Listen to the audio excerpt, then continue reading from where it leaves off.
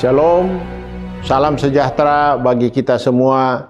Saya Oli Dono Kambe selaku Ketua Panitia Hari Ulang Tahun GPIB ke-75 tahun. Mengajak jemaat GPIB untuk mengucap syukur kepada Tuhan Yesus Kristus yang menyertai pelayanan GPIB sejak tanggal 31 Oktober 1948 sampai dengan saat ini.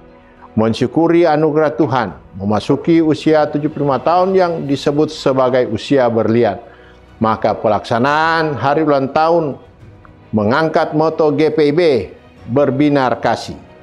Mari para pendeta emeritus, dan seluruh warga jemaat, kita datang dalam persekutuan ibadah raya dan ibadah syukur, di mana ibadah raya akan dilaksanakan di Kota Padang, Sumatera Barat mulai tanggal 28 sampai tanggal 31 Oktober 2023, dan ibadah syukur akan dilaksanakan pada tanggal 19 November 2023 di Istora Senayan, Jakarta.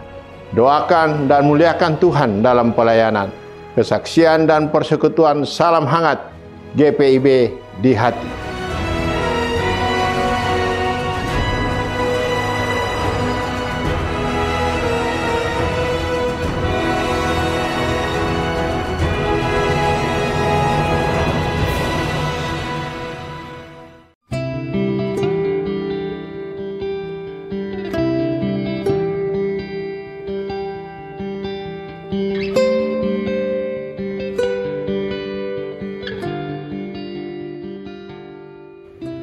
Bapak Ibu, Opo Oma, rekan-rekan dan adik-adik semua, selamat malam, selamat hari Minggu. Apa kabarnya? Semoga kita semua selalu diberkati oleh Tuhan. Kita bersyukur Tuhan sudah memberikan hari Minggu ini, dan saat ini kita akan beristirahat setelah kita mungkin melayani di gereja, atau mungkin hari ini kita beribadah, atau mungkin kita sedang bekerja atau dalam perjalanan. Kita akan beristirahat, dan kiranya sabda Tuhan akan menemani istirahat kita pada malam hari ini. Mari kita mempersiapkan hati dan pikiran kita agar kita mampu mendengarkan, merenungkan dan melakukan sabda Tuhan. Mari kita berdoa. Ya Tuhan, Sang Sabda Abadi, kiranya Roh Kudus-Mu membuka telinga kami,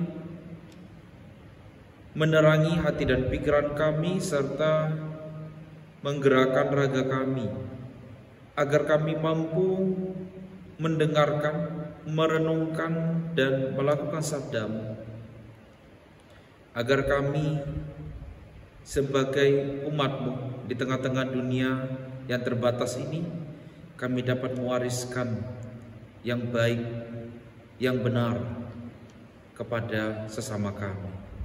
Bersabdalah ya Tuhan, karena kami anak-anak-Mu sudah siap mendengarkan sabda-Mu. Demi Yesus Kristus bersama dengan persekutuan Roh Kudus kami berdoa. Amin. Sahabat GPIB semua, bacaan Alkitab kita yang menjadi permenungan pada malam hari ini diambil dari kitab 2 Raja-Raja pasal 2 ayat 6 sampai 10 yang menyatakan, Elia berkata kepadanya, "Tinggallah di sini, sebab Tuhan menyuruh aku ke sungai Yordan." Jawabnya, "Demi Tuhan yang hidup dan demi hidupmu sendiri, aku tidak akan meninggalkan engkau." Lalu keduanya melanjutkan perjalanan. 50 orang dari rombongan Nabi itu berjalan, lalu berhenti agak jauh dari mereka, sementara keduanya berdiri di tepi sungai Yordan. Elia mengambil jubahnya, menggulungnya, dan memukulkannya ke atas air itu. Terbaginyalah air itu ke satu sisi dan ke sisi yang lain, lalu mereka berdua menyeberang di tanah yang kering. Sesampainya di seberang, Elia berkata kepada Elisa, "Mintalah apa yang dapat kulakukan untukmu sebelum aku diangkat dari hadapanmu." Jawab Elisa, Kiranya aku mewarisi 2 bagian dari kuasa kenabian. Kata Elia, engkau meminta hal yang sukar. Namun jika engkau dapat melihat aku diambil darimu, hal itu akan terjadi padamu. Jika tidak, hal itu tidak akan terjadi. Demikianlah pembacaan Alkitab.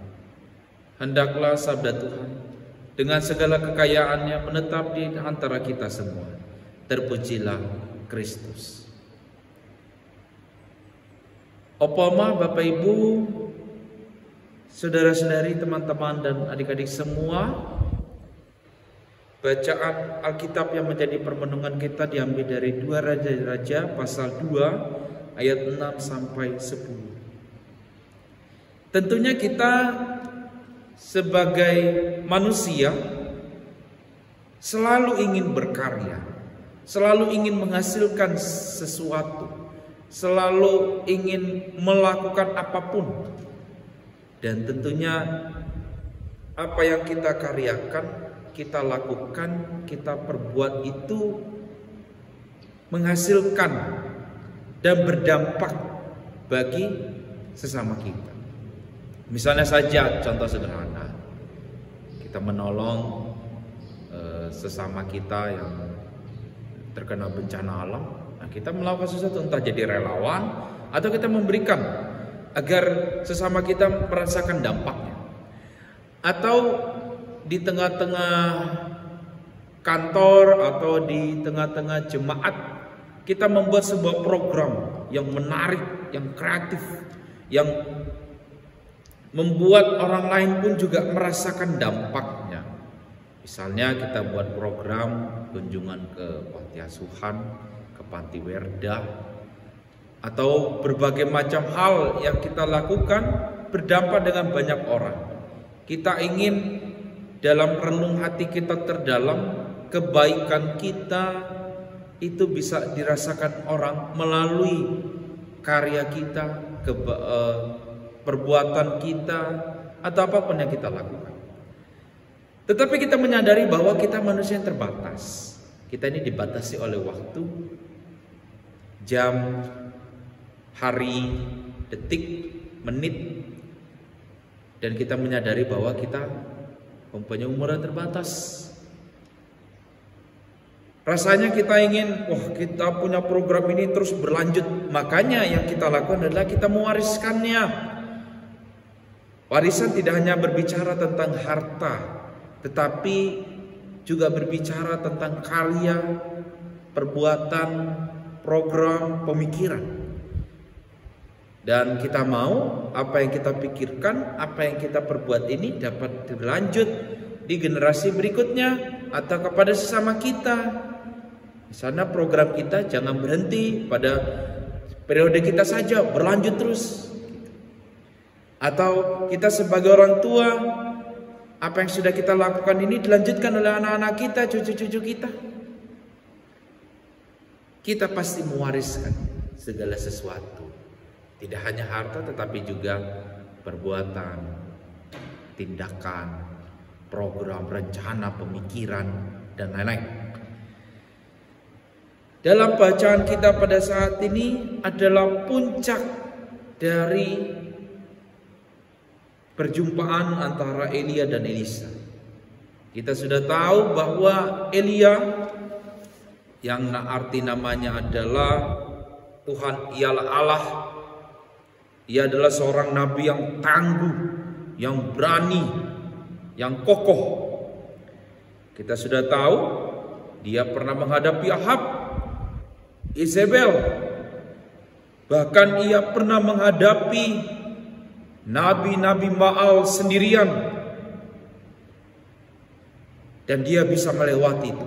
Bahkan kita sudah tahu Nabi Elia juga pernah berminggu-minggu, berbulan-bulan lamanya dia pernah hanya makan dari daging diparuh burung gagak dan air sungai yang kering. Wow, betapa besar dan kuat ya Nabi Elia, seorang nabi yang berasal dari Tisbe, Gilead, dan dia menghadapi berbagai macam dan dia bisa melewatinya. Namun ia menyadari bahwa ia terbatas, ia ada waktunya. Makanya di dalam kitab 1 Raja-Raja pasal 19, ia mulai mewariskan atau berusaha membentuk orang-orang yang dapat menjelanjutkan karyanya sebagai nabi. Dan salah satunya adalah ia mempersiapkan Elisa, yang arti namanya adalah Tuhanlah keselamatanku. Jadi Elia mempersiapkan Elisa untuk menjadi penerus dari Nabi Elia. Dan selama bertahun-tahun lamanya Elia mempersiapkan Elia sebagai bapa dalam tanda kutip dan sebagai mentor, mempersiapkan Elisa dengan sangat baik. Menurut catatan ada yang menyatakan 6 tahun, ada juga yang menyatakan 16 tahun, tetapi ada yang juga menyatakan 23 tahun. Artinya bahwa Elia benar-benar mempersiapkan Elisa untuk menjadi penggantinya. Elisa selalu ikut bersama dengan Elia kemana-mana. Ketika Elia lagi-lagi berhadapan dengan Raja Ahab, Raja Ahazia, kemudian ia harus berhadapan lagi dengan orang-orang yang tidak senang kepada mereka. Jadi Elia mempersiapkan mental, pengetahuan, bahkan dia juga berbagi suka dukanya sebagai nabi. Dan pada tiba waktunya Elia akan diangkat ke surga. Maka itulah waktunya Elisa akan berjalan sendiri. Tetapi kita seperti baca dalam bacaan kita bahwa Elia dan Elisa bergumul. Elisa sempat bergumul bahwa rasanya jangan kemana-mana dulu deh Elia. Saya merasa bahwa harus perlu diperlengkapi lagi. Tetapi waktu terus berjalan dan Elia harus pergi meninggalkan dunia. Maka daripada itu pada perjalanan terakhirnya Elia bersama dengan Elisa melakukan perjalanan mulai dari Gilgal kemudian ke Betel sampai nanti ke Yeriko dan melewati sungai Yordan. Dan di sini ada sebuah peristiwa kalau kita perhatikan dalam bacaan kita bahwa Elia mengambil jubahnya, menggulungnya dan memukulnya ke atas air itu. Terbagilah air itu ke satu sisi dan ke sisi yang lain. Ada sebuah peristiwa bahwa sungai Yordan terbelah oleh karena yang dilakukan oleh Elia. Ini seolah-olah ingin menggambarkan bahwa kita sudah tahu beratus-ratus tahun sebelum itu peristiwa yang sama terjadi di tempat yang sama, yaitu ketika Musa membelah air sungai Yordan, dan itu saat itu ia mempersiapkan Yosua untuk menjadi penggantinya. Dan ini seolah-olah ingin menggambarkan bahwa Elisa adalah Yosua selanjutnya, melanjutkan karya kenabian dari Elia.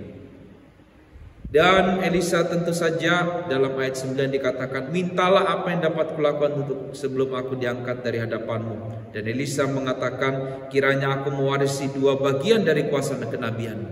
Bahwa Elisa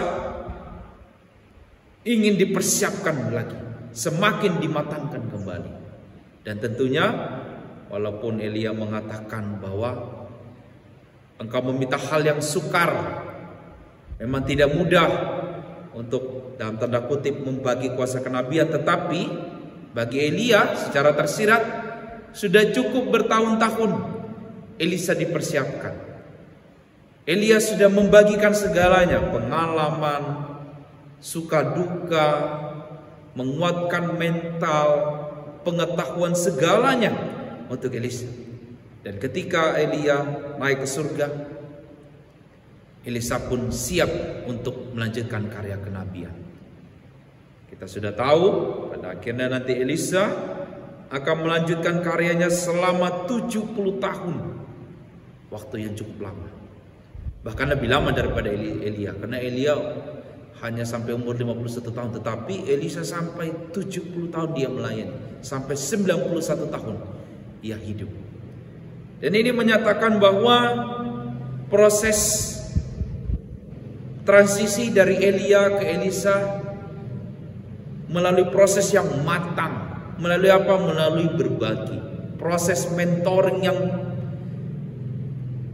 intens, yang intim, yang menjadikan akhirnya Elisa siap untuk melanjutkan karya kenabian, untuk mewartakan keadilan, mewartakan perubahan, mewartakan ketidakbenaran, untuk mengubah menjadi yang benar.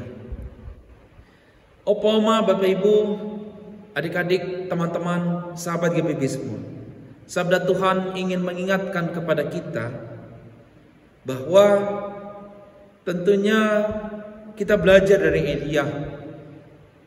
Hendaknya kita sebagai manusia, sebagai umat Tuhan untuk terus berkarya, terus melakukan hal yang baik di tengah-tengah kehidupan kita. Kita sama belajar dari Elia untuk mewartakan keadilan, membawa perubahan, membawa kebaikan dan kebenaran dalam kehidupan kita. Dan itu memang tugas kita yang Tuhan berikan di tengah-tengah kehidupan kita. Tetapi kita juga menyadari bahwa kita manusia yang terbatas, kita ini tidak kekal.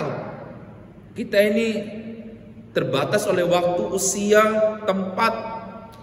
Sehingga ketika kita melakukan segala sesuatu, tidak hanya berhenti di kita saja. Kita mewariskan kepada sesama kita, kepada orang-orang di sekitar kita, kepada anak-anak dan cucu-cucu kita. Sehingga ketika kita melakukan segala sesuatu, membuat segala sesuatu, menghasilkan segala sesuatu, berkarya segala sesuatu, tidak hanya berhenti di kita, tetapi kita harus dilanjutkan oleh generasi selanjutnya atau sesama kita. Dan kita harus belajar dari proses Elia dan Elisa. Kita berbagi.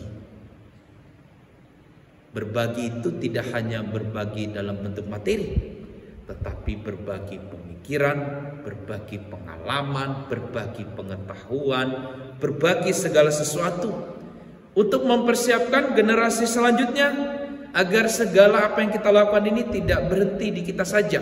Misalnya contoh, kita sebagai pendeta, diakan, penatua, kita ajarkan misalnya gini loh cara untuk berkhotbah, gini loh cara untuk mengajar, gini loh ini. Jadi saling berbagi. Karena kita menyadari kita sebagai diakan, penatua, waktu kita terbatas. Kita mungkin hanya 1 periode, 2 periode saja. Atau sebagai pendeta, usia kita terbatas. Kita harus bagikan. Karena kalau kita tidak berbagi, siapa lagi yang dapat melanjutkan karya dan perbuatan kita? Pelayanan kita ini siapa yang lanjutkan? Dan kita harus lakukan dengan berbagi. Atau dengan di kantor, kita berbagilah dengan bawahan kita, dengan sesama kita, dengan rekan-rekan kerja kita. Jangan pelit ilmu, jangan pelit pengalaman. Bagikan segala sesuatunya agar mereka pun siap untuk menjadi penerus kita. Dan catatan saja, seperti yang dilakukan oleh Elia kepada Elisa, bertahun-tahun lamanya ia mempersiapkan Elisa. Jangan kita berpikir giliran sudah waktunya mau habis baru kita siapkan, atau giliran kita sudah tidak lagi menjabat atau kita tidak lagi punya posisi baru kita berbicara tentang berbagi atau mewariskan. Mulai dari sekarang kita siapkan. Makanya generasi penerus itu bukan nanti terusnya, tetapi harus dipersiapkan dari sekarang. Dan itu yang menjadi semangat intergenerasi dalam GPIB. Tidak hanya berpikir tentang regenerasi, oh nanti giliran sudah tunggu kita habis baru nanti ganti. Tetapi dari sekarang kita harus persiapkan. Dan itu yang dapat kita pelajari dari Elia dan Elisa. Karena yang paling terpenting, karya kita ini adalah untuk membawa kemuliaan Tuhan. Jika bukan sesama kita yang dapat melanjutkan, siapa lagi? Maka marilah kita berbagi, mewariskan yang baik, mewartakan kemuliaan Allah dalam kehidupan kita. Selamat mewariskan karya, hasil, dan perbuatan hidup kita. Tuhan memberkati kita. Mari kita berdoa. Ya Tuhan, kami bersyukur melalui tangan kami melalui karya kami, melalui pikiran kami melakukan segala sesuatu, kami menghasilkan segala sesuatu untuk berdampak bagi sesama kami.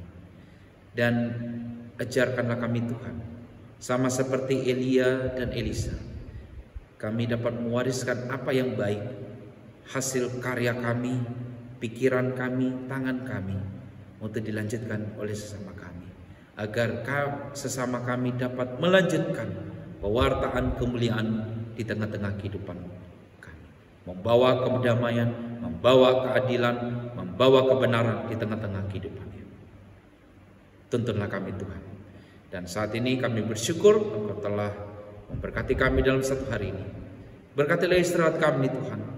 Kiranya kami dapat memulihkan tenaga, hati dan pikiran kami, dan kiranya sabdamu menjadi teman istirahat kami. Kami berdoa untuk gereja kami, Gereja Protestan Indonesia bagian Barat, yang akan merayakan 75 tahun berkarya di tengah-tengah Indonesia dan di dunia ini. Kami mohon kiranya Kau berkati untuk setiap perayaan yang akan dilaksanakan baik di jemaat-jemaat maupun di tingkat sinodal yang akan dilaksanakan di Padang, serta berkatilah kami semua agar kami terus berkarya, kami terus menghasilkan segala sesuatu dan mewariskannya kepada sesama kami. Berkatilah hidup kami ya Tuhan, berkatilah karya kami, berkatilah kerja kami, keluarga kami, dan setiap pergumulan kami, kuatkanlah kami Tuhan. Di Yesus Kristus bersama dengan persekutuan Roh Kudus kami berdoa. Amin. Opa oma, Bapak Ibu, saudara-saudari, adik-adik terkasih, sekali lagi selamat hari Minggu, Tuhan memberkati kita.